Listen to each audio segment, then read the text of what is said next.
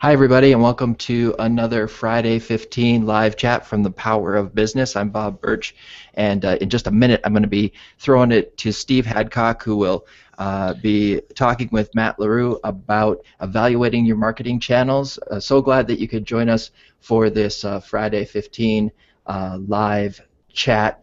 We've got Connie Hancock in the room already with her cup of coffee, and she's ready to go. So I hope that you are ready for this great conversation as well. Quick reminder that if you're watching the video, use the Q&A app on the right-hand side. You have to be logged into your Google account to do that, but once you do, you can go ahead and ask your questions there for Matt, and Steve will see them and share them with Matt and hopefully get you an answer. So without further delay, let's hand it over to Steve Hadcock with Matt LeRoux. Thank you, Bob, and welcome everyone to joining us for this Friday 15. It is my pleasure to introduce Matt LeRoux, with Cornell Cooperative Extension of Tompkins County.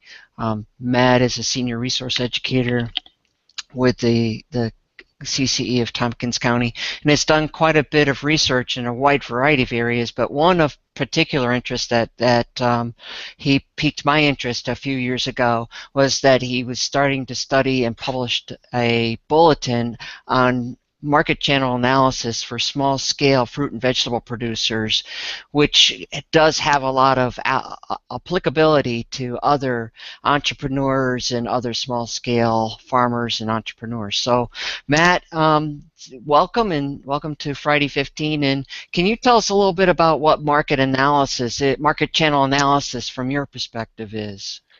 Sure.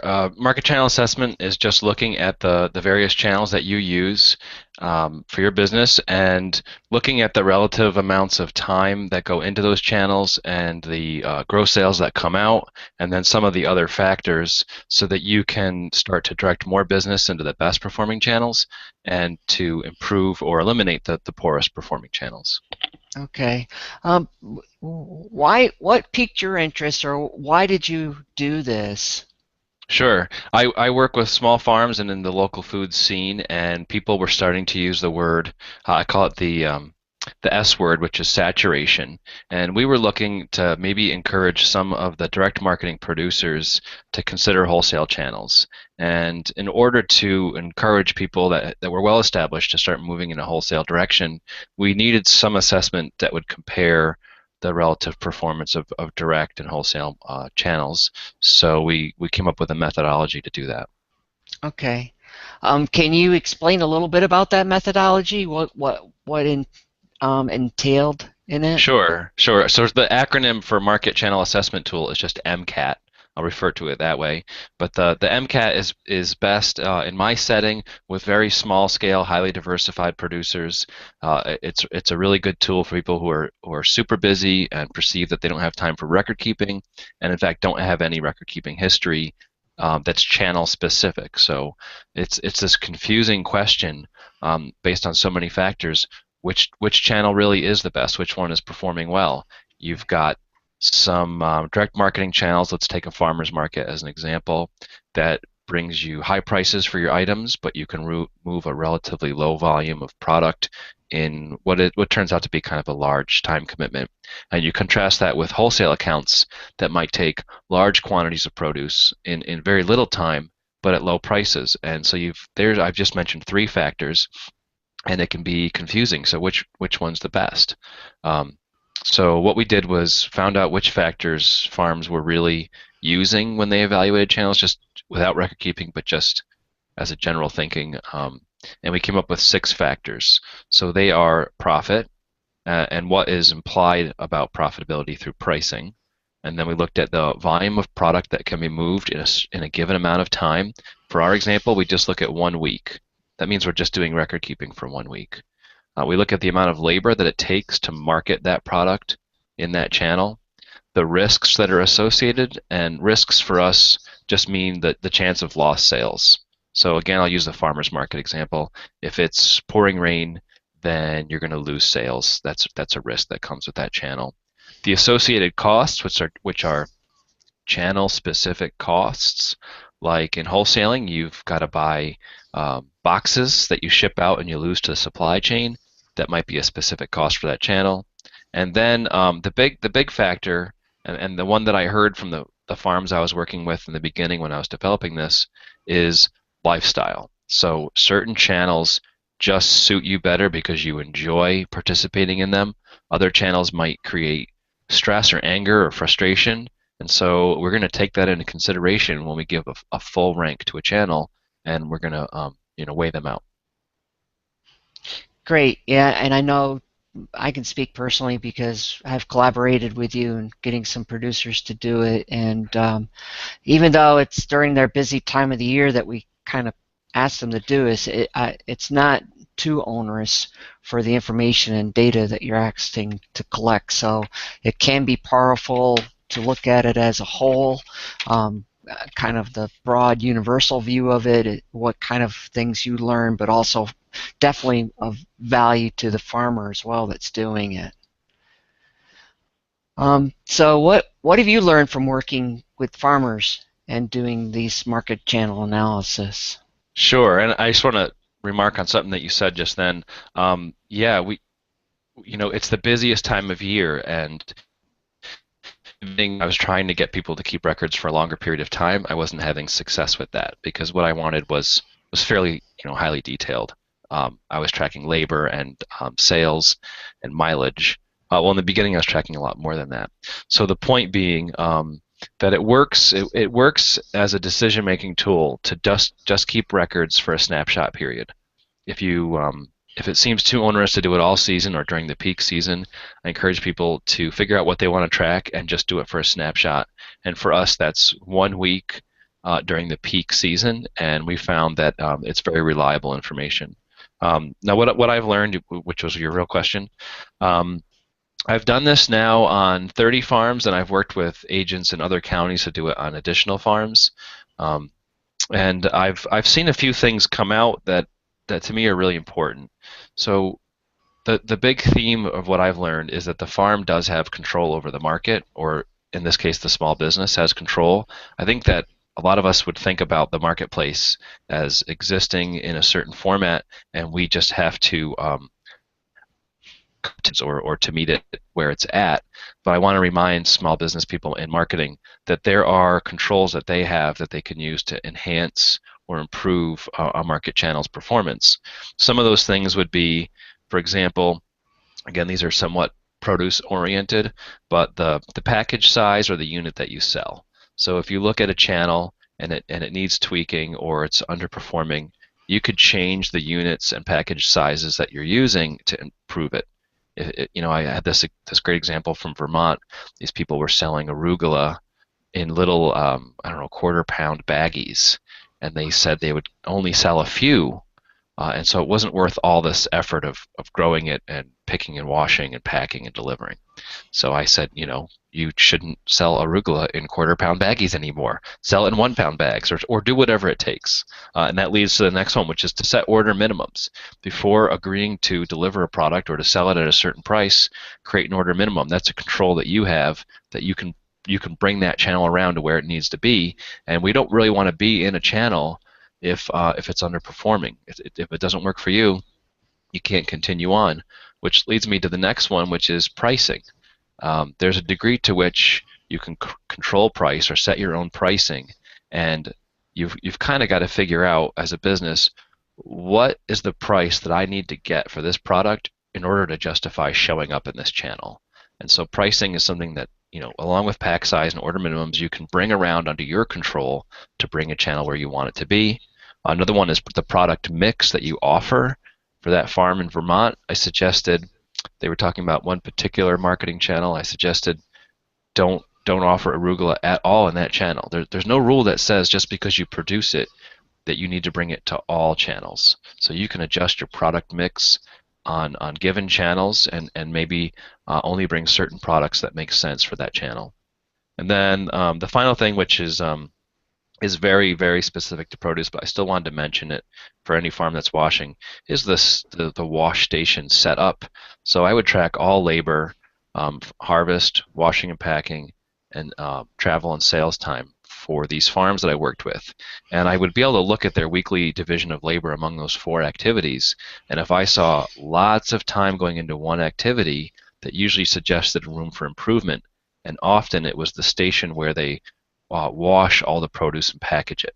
So you could look at the setup of that station and improve it so that work flows more efficiently, and you could cut a lot of labor, which means cutting a lot of cost. Right. Those are all controls the farm has. Right, exactly. I know that also one example that you shared with us a few years ago with somebody who was in this like a farmer's market and a few other farmers markets, and they decided for that quality of life was important. Do you recall that, and can you just kind of highlight that, because I think talking about quality of life, no matter what the entrepreneur is doing, is a key component. Absolutely. Yeah, that's one of my favorite examples. That farm at the time, they had a 50-member CSA for their produce distribution, and then they were selling to 2 restaurants, and they were doing 4 farmers markets a week. And it proved to just be too much for 2 people on a small acreage to take on all that marketing labor as well as the regular farm work. It was too much. So they were looking to make a change, and we evaluated all their channels, but in particular the 4 farmers markets basically were all performing at the same level. And so I gave them advice to cut out the worst farmers market, the poorest performing one. But what they chose to do was to drop the Saturday farmers market at Ithaca, which seemed shocking because people were waiting to get into that channel. It's very busy. It's one of the best known farmers markets in the country. But they had a few reasons for doing it. One was that they could get Saturdays free, and that just meant free from marketing, but it enabled them to do work on the farm and also have an actual social life, which is unusual for Saturday farmers market folks. In addition, they weren't going to drop the worst channel because it was in their home county, and this is definitely a lifestyle factor.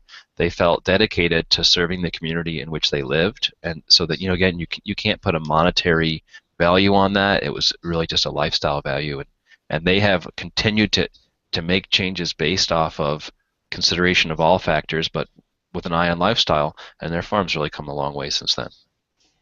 Great. We're getting close to the end here. Does anyone have any questions that they wish to ask while we're waiting for anybody to type questions? And Matt, where can someone possibly get a copy? I'm assuming there's a copy of the market channel analysis in bulletin form. Where can they get it? Yeah, there is the extension bulletin, which you can find on Cornell University's site if you search for extension bulletins. There's also an easier to read guide that I wrote called the Guide to Marketing Channel Selection, and you could find that at the Cornell Small Farms website. If you go in there and search around in the resources, you'll find the Guide to Marketing Channel Selection, which again is just written in a little more friendly language and has an example in the back of how to conduct market channel assessment. Okay. So where do things go from here, Matt, with your thoughts about market channel assessment? Any tweaking or fine-tuning in the future that you can think of? No, we're going to continue to do it with produce farms. I'm excited that some folks in Oregon and Washington states have begun to do it these past few seasons and this upcoming season. And I've begun to work with livestock producers, and the nature of that product is different because meat is not as perishable as produce, and in fact, if it's frozen, it's essentially not. And we found that the emphasis, when you look at the sales volume factor, volume is the quantity of goods multiplied by the price to get gross sales. And when the emphasis with produce, because it's perishable, really goes on the volume. The producer wants to move as much volume as possible before it rots, essentially. With the livestock producers and frozen meat, the emphasis goes on to price because they're not in a rush to move this product, and they need to find a price that justifies participation in the channel. So I'm working a lot more with livestock producers on channel assessment, and that's sort of where my energy is going these days. Okay. We do have one question. Do you charge a fee for helping small business owners with this evaluation?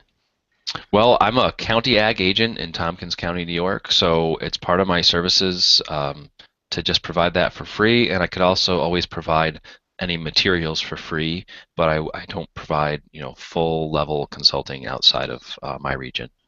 Okay. All right. We're getting close to the end here, I guess Matt. we could give Go a ahead. plug to your county ag agents, and there's a county ag agent, cooperative extension agent in nearly every county in every state. So you could also reach out to them, and I could help if I can. Right, exactly. A good plug, and I totally agree. And then they too have access to these publications, can provide some input as well. So any last thoughts, Matt, while we're wrapping up here? Um, yeah, wind up speaking to farmer audiences on this topic quite a bit, and I just want to emphasize with anyone with a small business, you're in the same boat as a small farm. Establish goals and identify the questions that you have to improve your business. That's all market channel assessment really is taking on one topic and one question and developing a way to measure and then improve. So you can do this with any area or any question you have for your business. Maybe it's transaction size. You could look at what's our average transaction with our customer, and once you track it, you set a baseline and you set a goal. It's really easy to improve your business, and that's my message to everyone. I'm just using one specific example, but there are many ways to do it. Great. We did get two more questions. You mentioned that it works for any small business. Have you had any experience with any other small businesses, retail stores or otherwise, that have used it? Yeah, I've heard from a few others, including a bakery and people that were selling fluid milk, and they had to adapt some of the record keeping to their particular businesses. But they said with this, basically what I provided was the way of thinking about it and the baseline of how to track things, and then they adapted it from there. So I haven't personally worked with other kinds of food besides fresh produce and meat, but I'm sure it can be done. Great. And would you consider doing a training in how to do this for service providers or educators across the country? Sure, I would, and I've done it on more of a one-on-one basis through phone calls and emails, and again, that's an offer to any county ag agent that wants to take it on, or if you're a small business owner, I would say it might be the easiest format to approach a county ag agent and then get in touch with me, and I'm sure that they'd be happy to help, or I can help directly through email and phone. Okay, great. Well, thanks you so very much, Matt, for taking a few minutes to share your thoughts about market channel analysis, how you've approached it, and it is a good, in my estimation, a good way of approaching it, grounded and something that people can use in a practical way. So it's great. So we appreciate you being with us today and talk about it. Thank you. Thanks for having me on here. It was fun. Great, super. So we want to also advertise and invite you back for our May meeting, our our May Friday 15, May 1st. It'll be Kathy Baroque, who's going to be talking about connecting your business and workplace culture to your bottom line. So with that, we'll wrap up for today, and thank you very much, and hope to see you in May with at our next Friday 15. Take care, folks. Bye-bye.